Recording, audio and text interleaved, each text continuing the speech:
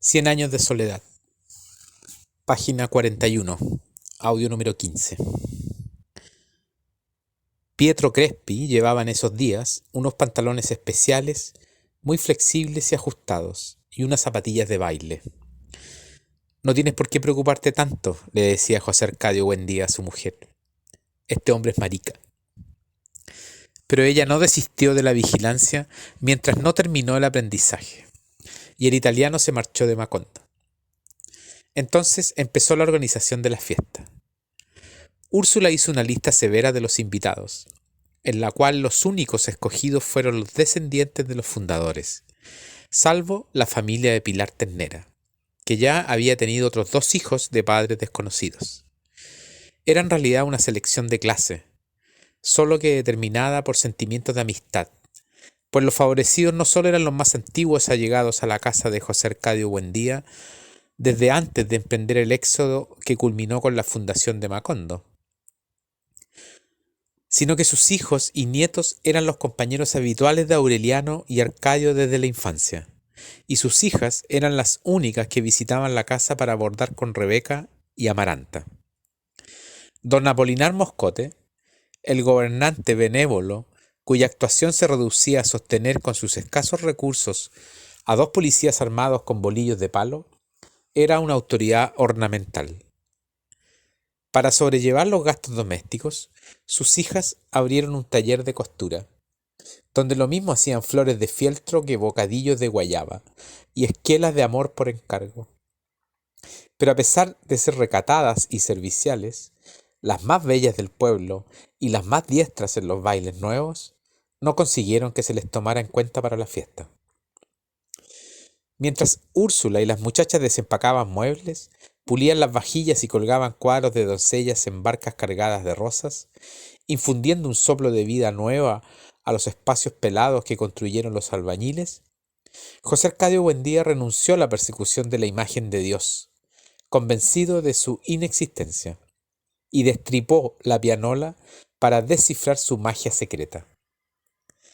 2 días antes de la fiesta, empantanado en un reguero de clavijas y martinetes sobrantes, chapuceando entre un enredijo de cuerdas que desenrollaba por un extremo y se volvían a enrollar por el otro, consiguió mal componer el instrumento.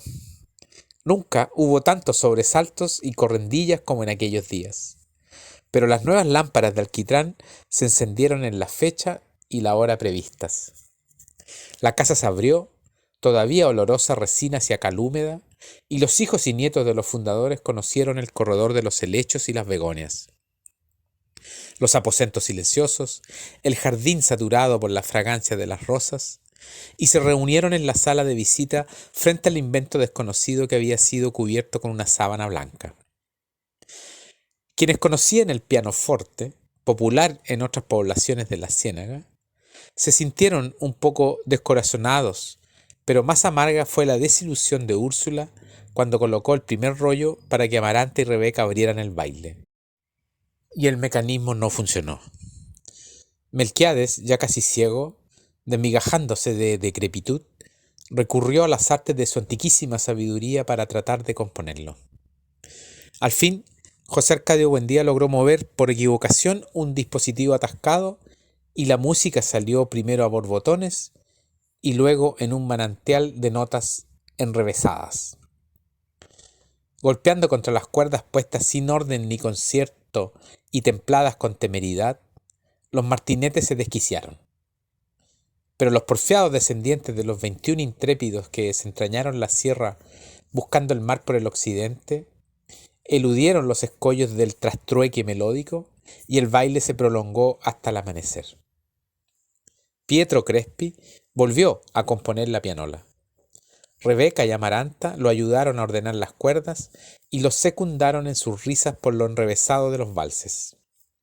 Era en extremo afectuoso y de índole tan honrada que Úrsula renunció a la vigilancia. La víspera de su viaje se improvisó con la pianola restaurada un baile para despedirlo, y él hizo con Rebeca una demostración virtuosa de las danzas modernas.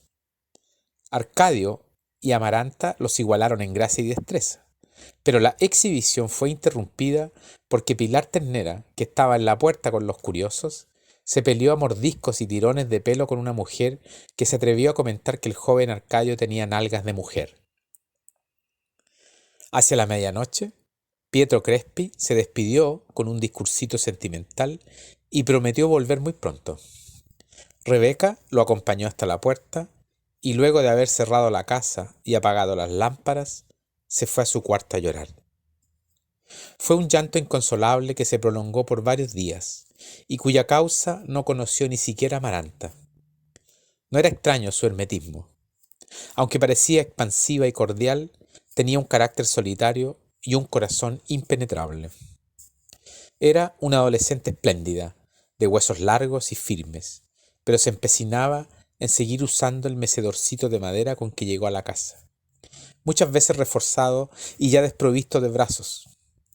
Nadie había descubierto que aún a esa edad conservaba el hábito de chuparse el dedo. Por eso no perdía ocasión de encerrarse en el baño y había adquirido la costumbre de dormir con la cara vuelta contra la pared. En las tardes de lluvia, bordando con un grupo de amigas en el corredor de las begonias, perdía el hilo de la conversación y una lágrima de nostalgia le salaba el paladar cuando veía las vetas de tierra húmeda y los montículos de barro construidos por las lombrices en el jardín. Esos gustos secretos, derrotados en otro tiempo por las naranjas con ruibarbo, estallaron en un anhelo irreprimible cuando empezó a llorar.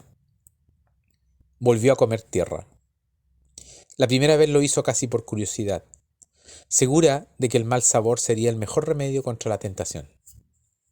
Y en efecto, no pudo soportar la tierra en la boca, pero insistió, vencida por el ansia creciente, y poco a poco fue rescatando el apetito ancestral, el gusto de los minerales primarios, la satisfacción sin resquicios del alimento original. Se echaba puñados de tierra en los bolsillos y los comía a granitos sin ser vista, con un confuso sentimiento de dicha y de rabia. Mientras adiestraba a sus amigas en las puntadas más difíciles y conversaba de otros hombres que no merecían el sacrificio de que se comiera por ellos la cal de las paredes. Los puñados de tierra hacían menos remoto y más cierto al único hombre que merecía aquella degradación, como si el suelo que él pisaba con sus finas botas de charol en otro lugar del mundo le transmitiera a ella el peso y la temperatura de su sangre en un sabor mineral que dejaba un rescoldo áspero en la boca y un sedimento de paz en el corazón. Una tarde, sin ningún motivo, Amparo Moscote pidió permiso para conocer la casa. Amaranta y Rebeca, desconcertadas por la visita imprevista, la atendieron con un formalismo duro. Le mostraron la mansión reformada, le hicieron oír los rollos de la pianola y le ofrecieron naranjada con galletitas. Amparo dio una lección de dignidad, de encanto personal, de buenas maneras, que impresionó a Úrsula en los breves instantes en que asistió a la visita. Al cabo de 2 horas, cuando la conversación empezaba a languidecer, Amparo aprovechó un descuido de Amaranta y le entregó una carta a Rebeca. Ella alcanzó a ver el nombre de la muy distinguida señorita doña Rebeca Buendía, escrito con la misma letra metódica, la misma tinta verde y la misma disposición preciosista de las palabras con que estaban escritas las instrucciones de manejo de la pianola. Y dobló la carta con la punta de los dedos y se la escondió en el corpiño mirando a Amparo Moscote con una expresión de gratitud sin término ni condiciones y una callada promesa de complicidad hasta la muerte. La repentina amistad de Amparo Moscote y Rebeca Buendía despertó las esperanzas de Aureliano. El recuerdo de la pequeña Remedios no había dejado de torturarlo, pero no encontraba la ocasión de verla. Cuando paseaba por el pueblo con sus amigos más próximos, Magnífico Bisbal y Gerineldo Márquez, hijos de los fundadores de iguales nombres, la buscaba con mirada ansiosa en el taller de costura y solo veía a las hermanas mayores. La presencia de Amparo Moscote en la casa fue como una premonición.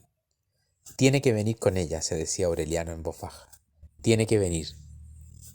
Tantas veces se lo repitió y con tanta convicción que una tarde en que armaba en el taller un pescadito de oro, tuvo la certidumbre de que ella había respondido a su llamado. Poco después, en efecto, oyó la vocecita infantil, y al levantar la vista con el corazón helado de pavor, vio a la niña en la puerta con vestido de organdí rosado y botitas blancas. «Ahí no entres, Remedios», dijo Amparo Moscote en el corredor. «Están trabajando». Pero Aureliano no le dio tiempo de atender. Levantó el pescadito dorado prendido de una cadenita que le salía por la boca y le dijo: «Entra». Remedios se aproximó e hizo sobre el pescadito algunas preguntas que Aureliano no pudo contestar porque se lo impedía un asma repentina.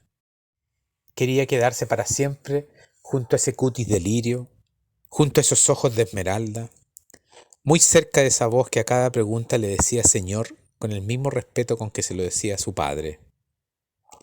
Melquiades estaba en el rincón, sentado al escritorio, garabateando signos indescifrables. Aureliano lo odió.